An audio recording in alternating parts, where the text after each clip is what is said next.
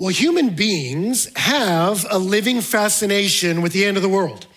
And it makes sense. We tend to perceive of our lives as a story, which I think we should. And as we do that, it's natural to start to wonder how the story will end. And Hollywood loves to feed and to profit from that fascination with the end of the world, right? So I don't know what you think about when you think of the end. Maybe for you, if you're of a certain age, your mind naturally thinks of Will Smith fighting aliens as they attempt to take over the world. Or maybe you think of Will Smith fighting robots that are trying to take over the world. Or maybe you think of Will Smith fighting zombies that are attempting to take over the world. I don't know what it is for you. Maybe some of you are into the classics. It's more Blade Runner and Mad Max. Or for some of you, you like a more modern take like Last of Us or Zombieland or Walking Dead or World War Z or Bird Box or Quiet Place or Children of Men, The Road, Reign of Fire, Waterworld, Deep Impact, Hard Rain, Tidal Wave, Towering Inferno, Volcano, This Is the End of Days, The World's End, Judgment Day, Outbreak, Contagion, Annihilation, Oblivion, Armageddon, Edge of Tomorrow, Tomorrow War, The Day After Tomorrow, 12 Monkeys, 28 Days, 28 Weeks Later, Book of Eli, Doomsday, or Wall-E. I don't know what your particular flavor is. But we have a fascination with the end. It's interesting. Pew Research did a study in 2022, and they asked Americans, are we living in the end times? And 39% of Americans said yes. Vast majority of evangelicals, even higher percentage of the historically black church, but 23% of religiously unaffiliated said yes. Which is interesting because back in 2010, Pew Research asked an even more specific question of Americans. They asked Americans in 2010 to visualize what will life be like in 2050. And they asked questions like, what will be true of race relations, global war, will there be a woman president, things like that. And they asked them, do you think Jesus will return before 2050? And here's what's fascinating. 41% of Americans said yes. And here's the crazy one. 20% of the religiously unaffiliated. Isn't that wild? 1 out of 5. When asked, are you affiliated with religion? No, I don't do all that. Will Jesus return before 2050? Yeah, that feels right. Mark me down and say yes. Yeah. But all this begs the question, okay, we tend to be preoccupied with the end. If we're thinking about it, as people of Jesus, what should we think about when we think about the end? What should we be thinking about? And maybe more importantly, what should we do in light of it? And obviously there's two ways to fall off this horse. There's sort of an obsessive preoccupation, and then there's also maybe an apathetic neglect. And yet the Bible will often talk about where this story is going and that the story has an end. And we're meant to think about it, and it's meant to impact the way we live. So let's look at it. And in this text, remember Paul was writing to this young church of Thessalonians and helping them navigate a lot of different challenges in their life. And they had a preoccupation with the end. And he's going to help them in this text understand what we should think about when we think about the end. And more importantly, what we're supposed to do in light of its coming, right? And if you want the outline ahead of time, if that's meaningful to you, here's the outline. You don't know when it's coming, but you know that it's coming. So you live like it's coming. Got it? There's your outline. You don't know when it's coming, but you know that it's coming. So you live like it's coming. So you don't know when it's coming. This is the first 2 verses in this section. Notice in verse 1, he says, now concerning the times and the seasons, brothers, you have no need to have anything written to you. Now, times and seasons of what? Well, in the paragraph right before, which we didn't read, he was talking about the parousia, which is the arrival of Jesus Christ to stop history and to usher in a new era. And he had been talking about that moment. And here in this section, he says, but according to the timing, you don't need us to talk to you about that. And why not? Well, because in verse 2, he gives you the reason. For you yourselves are fully aware the day of the Lord will come like a thief in the night. He says the reason we don't need to talk to you about the timing of that day is because you yourselves know that it will come like a thief in the night, meaning its arrival will be a surprise. Thieves don't schedule an appointment. They know when they're coming. You don't know when they're coming. That's thievery 101. It's the basics, right? And that's the point he's making. The timing of the end will not be when you expect. So what's he saying? He's saying we don't need to have a conversation about when the end will come because you already know that you can't know, right? How does he know that? How do they know that? Well, Paul likely told them. Well, how did Paul know that? I had someone ask me that once when I was teaching this book. They were like, how does Paul know this stuff? Where's he getting it from? Well, he likely got it from Jesus, because Jesus in Matthew 24 said concerning the day or the hour, no one knows, not even the angels in heaven nor the Son, but only the Father. And then he compares his coming to a thief in the night.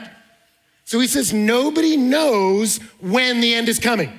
So it's useless to speculate about it, right? So don't do it, by the way. But let me tell you, if you're not gonna do it, you're gonna have to resist a natural human impulse throughout history, okay? In 1000 AD, turmoil came up in Europe because they thought the end was at hand because it was such an even number, right, on the calendar. Widespread famine and plague in the 14th century led many people to believe the end was near. The political and religious turmoil of the Reformation led many people to believe the end was at hand. Jehovah's Witnesses started because their leader, Charles Taze Russell, said the Lord was coming back in 1914. Edgar Whisenant wrote 88 reasons why the rapture will happen in 1988. And then he wrote a follow-up in 89. In the year 2000, there was a book that came out. I won't read you the title, but I'll read you the jacket. It said, 50 events pointing to the return of Christ by AD 2000. Get your copy while there's still time. And what can we know about them? They're all wrong. So what can we know about when it's coming? What you can know is you can't know. And that's where Paul starts, right? You already know, you don't know. So what can you know? You don't know when it's coming, but you know that it's coming. It's number two. Right? Now, I keep saying it, but let's clarify. What exactly? Now, I want you to see Paul's language. He says the day of the Lord. That's what he calls it, the day of the Lord. And that's not a term that Paul makes up. That's actually very old, and it's all through the Bible, particularly in the prophets. And if you want a great synopsis of what's the day of the Lord, he says it in the next verse, just two words: sudden destruction. Sudden destruction. That a day is coming where judgment will come. That's what the prophet Obadiah said. Obadiah 15 says, the day of the Lord is near upon all the nations. As you have done, it shall be done to you. Your deeds shall return on your own head. He's saying the God who created this world, who carries it along, will one day judge those of us in it and how we treated him and how we treated each other. It will be a day of judgment, which I know as I say that, a lot of times preachers want to dodge even language about that because it's uncomfortable to talk about being judged or judgment. And yet I would say on the flip side, all of us long for it.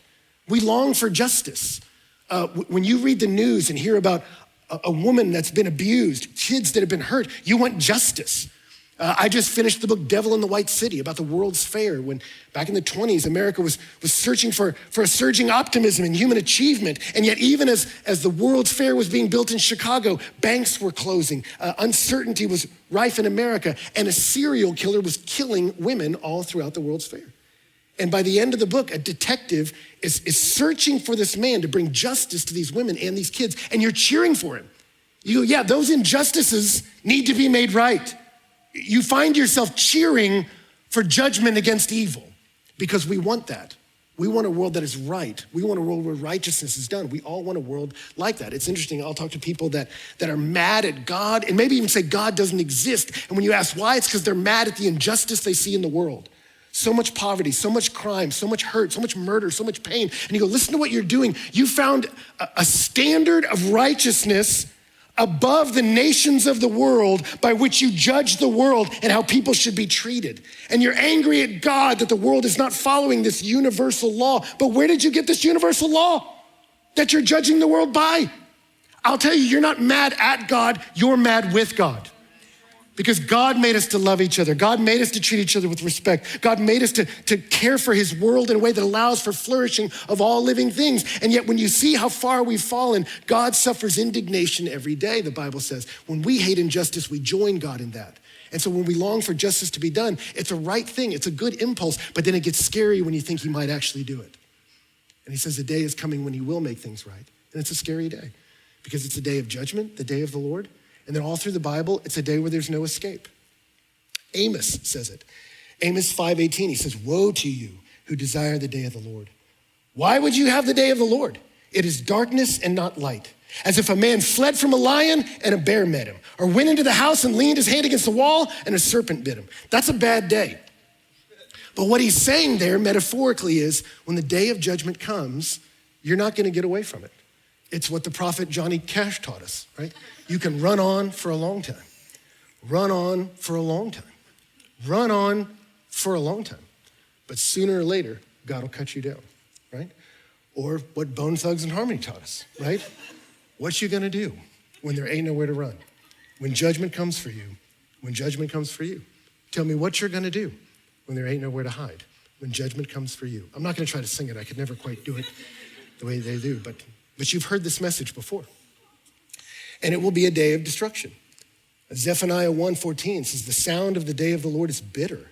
The mighty man cries aloud there. A day of wrath is that day, a day of distress and anguish, a day of ruin and devastation, a day of darkness and gloom, a day of clouds and thick darkness, a day of trumpet blast and battle cry against the fortified city and against the lofty battlements. Often when we live in the midst of a day where there's turmoil and upheaval in the world, we start to wonder, will someone come make it right again? Will someone bring justice? Where is all this culminating? That's why a lot of our apocalyptic movies are filled with tragedy and pain. We have a sense of saying injustice is gonna grow. Will someone bring justice? And we feel the upheaval of it, and much of that information is coming from the prophets themselves. Yes, there is a day where the just God will bring judgment, and it will be a day of destruction. It'll be a day of darkness. It'll be a difficult day. And then Paul says, not only is it destruction, it'll be sudden. He says it'll be unexpected. In verse 3, while people are saying there's peace and security, then sudden destruction will come upon them as labor pains come upon a pregnant woman, and they will not escape. He says, we know the end is coming. And yet there will be a clientele that doesn't expect it. They'll be saying peace and security, which means everything's fine. Don't worry, no, everything's good, when everything's not good. Peter talks about it in 2 Peter. He says, scoffers will come in the last days with scoffing, following their sinful desires. And they'll say, where's this promise of his coming? For ever since the fathers fell asleep, all things are continuing as they were from the beginning of creation. And they overlook this fact, that the world that then existed was deluged with water and perished. And the day of the Lord will come like a thief. And then the heavens will pass away with a roar, and the heavenly bodies will be burned up and dissolved, and the earth and the works that are done on it will be exposed. Now, where does Peter get this idea? Where does Paul get this idea? Again, they get it from Jesus. A sermon that he gave on the Mount of Olives, which I stood on last week. He says, concerning that day or the hour, no one knows. For as were the days of Noah, so will be the coming of the Son of Man. For as in those days before the flood, they were eating and drinking, marrying and giving in marriage until the day when Noah entered the ark, and they were unaware the flood came and swept them all away. So will be the coming of the Son of Man. It's interesting. Peter and Paul alludes to it, and Jesus directly all talk about the day of Noah, where in Noah's day, abuse was rampant and no belief that God would ever judge evil. And yet in the midst of that, Peter will say, but with great patience, God waited in the days of Noah. He said God was patient, waiting, right? And yet they mistook his patience for impotence. That's what Peter warns. They go, there's no judgment. Life always goes on the way it always has. There's no God to judge us. We'll live however we want. He said, and in Noah's day, they were wrong. God will judge evil. Why does God wait so long? We talked about this a few weeks ago. I don't know why. We're just moving through the text. I don't know why the end of the world keeps coming up. Maybe because it's near. No, you can't know. But I'm just saying, what happened in Noah's day? Enoch, the man who God took up because he walked with God and God took him, you know, that story. He named his son Methuselah. Methuselah, his name means when he dies, judgment. Enoch, the book of Jude tells us, was a prophet. He prophesied judgment is coming one day. God will judge evil. You can't get away with it forever. And then he names his son Methuselah, which means when he dies, judgment will come. And yet what's the Bible trivia question that Methuselah answers? Who was the oldest human being who ever lived? That God is slow to anger and abundant in mercy. He says judgment is coming, and then he lets Methuselah live a very long time because God does not want to judge. These are the days of grace. These are the days of mercy. But then the flood does come, and God saves some, and those who didn't expect it were caught by surprise. And yet there will be a clientele that's not surprised. Verse 4, he says, but you are not in darkness, brothers, for that day to surprise you like a thief. For you are all children of light, children of the day. We are not of the night or of the darkness. Now, what does that mean? He's using light and dark as a metaphor, which again is very common in the Bible. Light speaks of illumination because of intimacy with God. That I'm near to God, so I'm informed about what God is doing. I know his path through the story. Darkness is about ignorance and impurity. I'm far from God, so I'm ignorant about what he's doing. I'm just doing me. And I'm not thinking about, no, somebody made all this and had a purpose for it, and that purpose will come to its conclusion, right? Proverbs 4 says, the path of the righteous is like the light of dawn, which shines brighter and brighter until full day. The way of the wicked is like deep darkness. They do not know over what they stumble. There's a way that's right to live in the world, that fits what is. And when we walk according to God's wisdom, he says it's like the dawning of the day. We see what's coming. If we say, no, I'm gonna live life my way, you don't even know what you stumble over. You're just walking with your eyes closed. Jesus said it in John 8. He said, I'm the light of the world. He's like, where does this light come from? You're looking at him. I'm the light of the world. Whoever follows me won't walk in darkness, but they'll have the light of life. How do you get into the light and not in the dark? It's not doing good stuff and hopefully God turns the lights on. Jesus said, I'm the light. You wanna find light in the middle of the darkness? You're looking at him. Come to me. In Colossians 1, we give thanks to the Father who's qualified us to share in the inheritance of the saints of light. How? He delivered us out of the domain of darkness and transferred us into the kingdom of his beloved Son. How do I know what God's up to? I look to his emissary that he sent. I look to his Son, and his Son shows me where I'm going. How do I become a child of the light? It's not by cleaning up my life and making good decisions and giving a certain amount of money. No, it's about clinging to the one who came for us, came to bring mercy. That's how you become a child of light, right? So he says, there's a clientele that's gonna be surprised. They're just doing whatever, and they're suddenly surprised this is God's ball, and when he's ready, he takes his ball and goes home. And there's others of us that go, no, this all came from somewhere, and any origin story you come up with sounds fantastic because it's a miracle we exist. And we have a God who made us, who put justice in our heart and longing for grace, and he's made himself known in his Son, and he says history's going someplace, and you don't know when it's coming, but you know that it's coming, and so I am looking to him, and I'm responding to him. And so that's why the day of the Lord, someplace in the Bible is a day of dread, but then it's also presented as a day of longing, because I get to see him again. I get to see the Lord.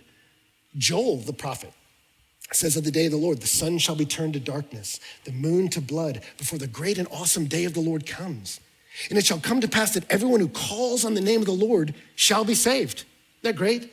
The judgment will come, but it's not like, and it's too late because you've made bad decisions. It's like, no, but if you cry out on the Lord, boom, he's got you. Get into this boat, right? For in Mount Zion and in Jerusalem, there shall be those who escape, as the Lord has said, and among the survivors shall be those whom the Lord calls. So the Lord calls, we respond, and there's rescue. It's a day of judgment, but it's also a day of mercy. And it won't surprise some of us, right? Now, here's where we got to reconcile confusion. You don't know when it's coming, but it won't surprise you. And you go, well, how's that going to work? If I don't know when it's coming, how am I not going to get surprised? But did you notice the metaphor he used? He used the metaphor of pregnancy, right? Labor pains. It's funny when I talk to young couples when they have a baby. They're like, yeah, our baby's due on May 15th. And you're like, okay, maybe. It's an educated guess. You don't know that. All of ours showed up to the party early. We had plans. We were on our way to a concert one night. And Hannah, our oldest, decided, no, you're not. You're on your way to parenthood, right? And so you don't get to decide the day it's coming. And your doctor's making a guess, right? But should you be surprised the baby's coming? No, because you're watching your wife plump up like a watermelon, right? It gets harder to get off couches and that. And so when she says, I'm having a baby, you're not like, what? You're like, no, like there were signs it was coming. You do know how this thing works, yes? So you don't know when it's coming, but you know that it's coming. So don't get surprised and then suddenly try to buy a crib. You start getting the house ready now, right? You start living like it's coming because you don't know when it's coming, but you know that it's coming. So you live like it's coming. Do you see it? That's the language of the Bible about the end. So we're on to point 3. We're just crushing right now, right? In terms of timing. I probably shouldn't say that out loud. Anyway, you live like it's coming. Verse 6, so then let us not sleep as others do, but let us keep awake and be sober. For those who sleep, sleep at night. And those who get drunk are drunk at night. Now, what's he talking about here? Suddenly you're like, wait, we're not supposed to sleep anymore and can't get drunk? What's he doing here? He's talking about a metaphor, okay? And so he's using this imagery of sleep as those who are not awake and attentive and watchful, right? Because it's night, meaning you live in spiritual darkness. child of the darkness, you live in the dark, so you're sleeping in the dark. You're not awake and aware of what God's doing in the world, right? And so you're drunk, meaning you are being controlled by impulses rather than being sober and aware of what God is doing because you see the end is coming, okay? Now, if you go, is that true or not? Again, all Paul is doing here is just summarizing Jesus in a quick way. In Matthew 24, Jesus tells a story about a homeowner. And he says, if the homeowner knew a thief was coming, he wouldn't have fallen asleep. He says in verse 42 of Matthew 24, therefore stay awake, for you do not know on what day your Lord is coming. But know this, that if the master of the house had known in what part of the night the thief was coming, he would have stayed awake and would not have let his house be broken into. Therefore, you also must be ready, for the Son of Man is coming at an hour you do not expect. So you don't know when it's coming. This is Jesus. So Paul's just grabbing Jesus' language, right? If somebody knew a thief was coming, the thief didn't tell him what time, but he kind of knew he was coming, what would you do? You'd stay awake. If you know the moment's happening, I stay aware and alert to its coming. I live with an awareness. That's the story about not sleeping. The story about not getting drunk is the next story Jesus tells. So he says, I live with awareness that this moment's coming, and that awareness impacts behavior. That's the drunk story. He says later in verse 45, who then is the faithful and wise servant whom his master sets over his household to give them their food at the proper time? Blessed is the servant whom his master will find so doing when he comes. Truly I say to you, he will set him over all his possessions.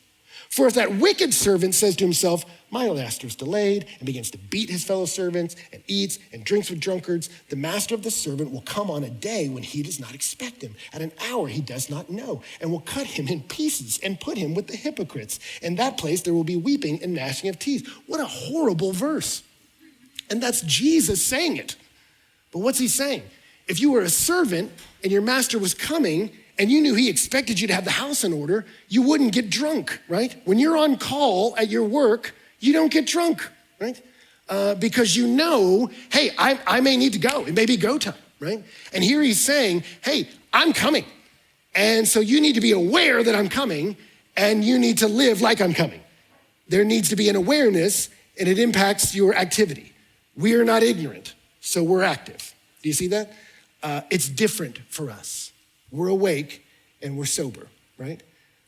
People get ready. That's what Curtis Mayfield stood on this stage and sang. There's a train coming. You don't need a baggage. You just get aboard. All you need is faith to hear the diesels humming. Don't need no ticket. You just thank the Lord. There ain't no room for the hopeless sinner who would hurt all mankind just to save his own. Have pity on those whose chances grow thinner. There's no hiding place against the kingdom's throne. We're in the middle of a story that has an end. There's a game coming. Get ready. I've told the story here before. I knew the exact day my football team in high school was going to be terrible. I was in the locker room. We're getting ready. Guys have their earphones on, listening to a variety of music, just sitting there trying to get pumped up. And I remember looking at our middle linebacker, the heartbeat of our defense, right before the game, looking in the mirror and just preening for like an hour. And he kept fixing his hair. And I'm like, what are you doing? You're gonna have a helmet on. No one cares about your hair, man. What they're gonna care about is if you can stop what's coming. What they're gonna care about is, can you play defense? I'm like, man, you're playing the wrong game. You're getting ready for a photo shoot when we're about to play football. Wrong game. Man, you don't want to be messing around and playing games when you know that there's a king and he is going to hold accountable those of us who he's given life. You want to be playing the right game, right? And you don't have to get ready if you stay ready. That's what Jesus is saying. You're wondering where that came from. 1 Thessalonians. So let's wrap it up this way. What does it mean then? Be sober, be awake. You go, what are you telling me to do? And some of you are like, see, babe, I told you, we need to buy a fallout shelter. We need to start collecting some canned goods. We need to get some weapons up in here. Like, is that what I'm saying? Move to Jerusalem. Right? Get some end times charts and calendars on your wall. Start connecting them with red yarn. What does it mean to be ready? What does it mean to live like it's coming? What am I telling you to do? Verse 8, but since we belong to the day, let us be sober, having put on the breastplate of faith and love, and for a helmet, the hope of salvation. So it's interesting. He switches the metaphor from being sober to going to war, right?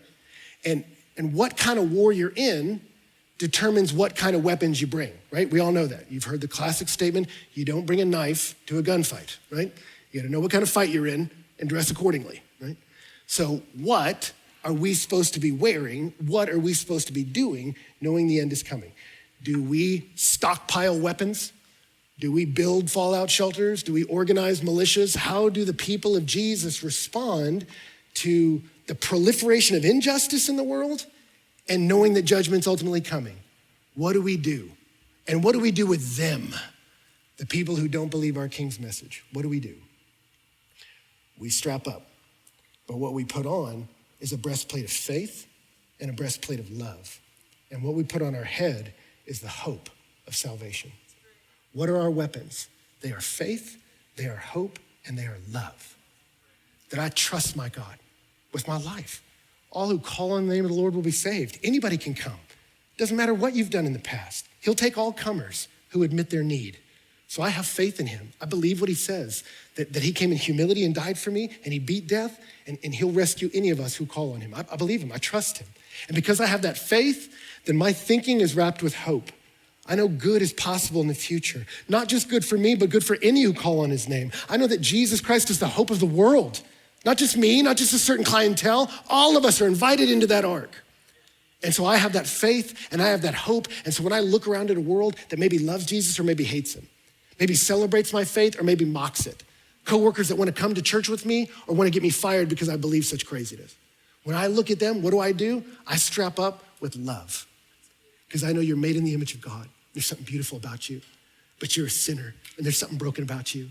And I know that's true of you because it's true of all of us. There are no pristine people in here. And yet God has made a way. These are the days of grace. These are the days of mercy. These are the days where the king came not on a war horse, but on a humble donkey into Jerusalem.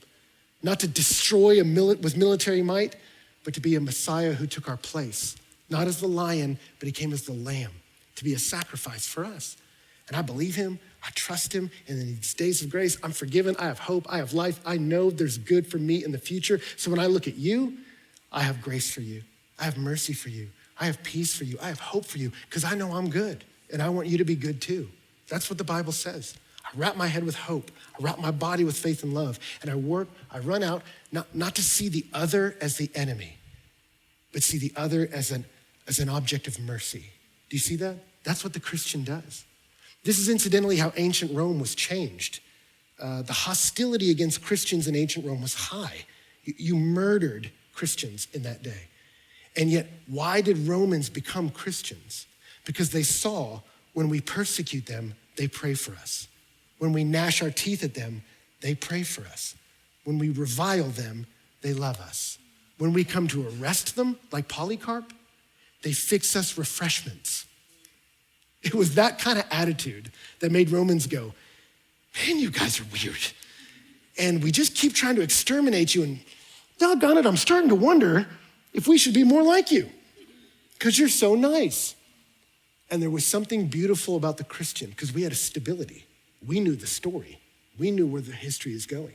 And we had confidence in our King. That's how we're supposed to live, with that confidence of verse 9. God has not destined us for wrath, but to obtain salvation through our Lord Jesus Christ. We're gonna be good. So who died for us so that whether we are awake or asleep, we might live for him.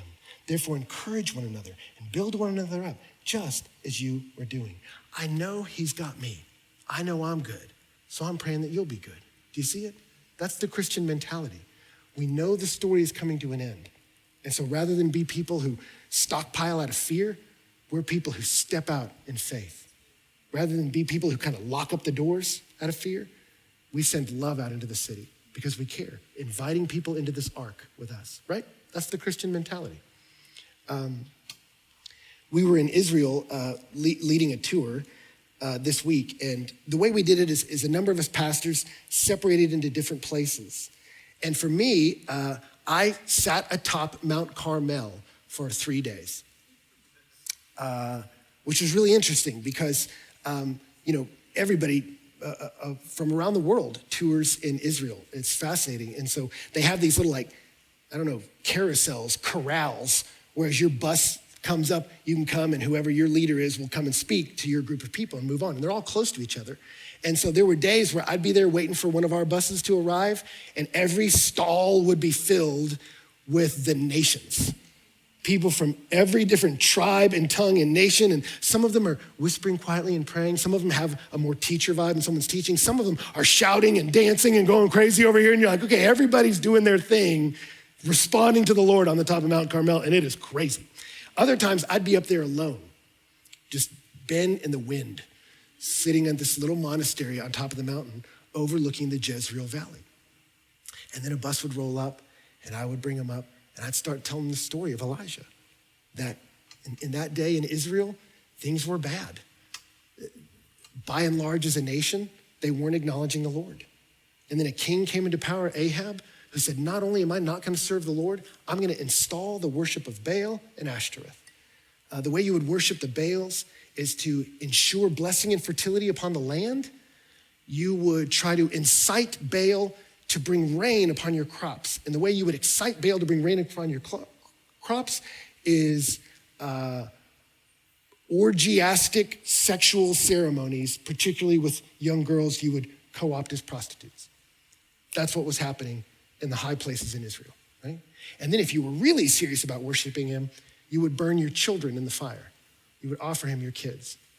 I will sacrifice my children for economic success. And I will exploit young women for my sexual proclivities. That's what the nation of Israel was doing. And in that day, God raised up Elijah, and Elijah came to the people and said, you want to worship the God of rain? And guess what? I'm turning the spigot off. No rain till I say so. And then Elijah left. And the people had a great famine, and it was terrifying to them. And finally, God told Elijah, go present yourself to the people. Elijah showed up to King Ahab, and Ahab said, is that you, you troubler of Israel? And he said, I'm not troubling Israel, you are. And then he said, and guess what? It's time to get this done once and for all. You're gonna worship the gods of money, sex, and power, or are you gonna worship the one true God? He says, we're gonna have this out now. I'll meet you on Mount Carmel, which is the high places. There's a big mountain. You can oversee almost all of the nation of Israel. He says, let's go meet up there. It was on those high places they would worship the Baals. So he says, my God will play the away game. I'm not telling you to come to the temple in Jerusalem. I'm telling you, we'll go to your mountain. Let's do that. And he has the entire nation show up, which sounds crazy, but when you're on the side of that mountain, we got a picture of me teaching there. Maybe, possibly, I'm uncertain. Oh yeah, there's, the whole valley stretches all the way. You can see almost in the entire nation. People gather around. And he says, hey, your God's the God of lightning and thunder and rain. Let's ask our God to call down lightning and thunder and rain. Right? The prophets of Baal try to get their God to light up their altar with lightning, and it doesn't work. And Elijah mocks them, says, maybe your God's going to the bathroom, you need to yell louder. Maybe he's on vacation. Kind of has a little sarcasm as a prophet, which is kind of my kind of prophet. And then it comes to his turn, and I love the way the book of 1 Kings says it. It says he rebuilds the altars of their fathers. And then when he rebuilds the altar, there's no dancing, no fanfare. He just calls out to the Lord and says, Lord, will you show your people you are turning their hearts back to you again? And what's amazing is these are people who had done some really ugly, dark things to pursue their sexual pleasure and their economic success and their mad rush of power. And when you hear that, you think God's gonna strike with lightning. But does God strike his people? No, he strikes his altar. And when he strikes that altar, he strikes a sacrifice instead. And the people, he says, may they know you're turning their hearts back to you. And on that mountain where they rebelled against God, God makes it a mountain of grace, a mountain of repentance. These are the days of grace, that I will strike my altar so I don't strike my people. I'm not here to destroy you. I'm here to rescue you. And I'm teaching that story because that was the story. And yet then people would leave and I would sit by myself on the mountain and I was overlooking the Jezreel Valley. And I don't know if you know where that is. It's got a mountain in the middle called Megiddo. The word Har in Hebrew is the word mountain. So Har Megiddo, Armageddon, is where the end takes place. On the stretching of a field behind me that Napoleon said is the ideal battlefield. This is where the end will come. And I looked at that and I went, you know what? God didn't bring judgment on his people in the Old Testament. He struck his altar so his people's hearts could come home. They persisted in their rebellion. And so what happened in 721 BC? The nation of Israel was wiped out, carried off to Assyria. Judgment came, but God was slow to anger and abounding in love. And I think about us, church, and you go, what about us? Is judgment coming? Yes, it is. There will be a day of the Lord, and it will be darkness, and it will be judgment, and there will be no escape. And yet, what has God done? Has he struck down you? Does he strike down me? No, he bears with his indignation every day. And when he brought his judgment, where did it land? It landed on his altar. It landed on his lamb. It landed on his son, Jesus Christ. He who knew no sin became sin for us, so that his chastisement could bring us peace. That these are the days of grace, that God would turn our hearts back to him again, that we can have hope wrapped around our head, that this is not a day of judgment. We're not destined for wrath. We're destined for life because God struck his son, and the chastisement that brought us peace fell on him. All of us like sheep have gone astray, everyone his own way, but God laid on him the iniquity of us all. So I don't know who you are, what you've done, how dark you thought it went, but you can be a child of light. How? By the grace of Jesus Christ. Because that's who our God is. That he struck him so that we may live. These are the days of grace. These are the days to call us into a boat, saying, I'm going with him. And then as the world gets darker and darker, and you check the news every day, and constantly the buttons of fear and anger are being pressed, and they start to fill up your heart, and you get scared. What country can I flee to? Where can I hide to? How deep can we build the bunker? How do we stop them, whoever they may be? You read a text like this and go, you know what? There's no them that gets away with anything. And if there's not justice in our day, there will be justice in the end. And the more you read about justice in the end, you go, oh God, I don't wish your justice on anybody. So I can look at the thems even as they rage at me and go, Father, forgive them, for they know not what they do. And then when it's my turn to speak, I don't react with fear and anger. I go, no, I got hope and love, because I'm not destined for wrath, but for mercy. And friend, the God who made you, who gave you that mouth and those eyes and that body and this life, that God will call you to account for how you lived. And all of us have made a mess of our lives. But these are the days of grace. These are the days of mercy, that the King came humbly for us. And yes, one day he will come to shut this down. We believe that. And yet these days proceed. We are in these last days, and they've lingered for thousands of years. Why? Because Methuselah, God is slow to anger, abounding in love and kindness. That's your King. We're meant to know, hey, we don't know when the end's coming, but we know that it's coming. So we live like it's coming, with faith in the King, with hope in our future, and love for those he's put around us.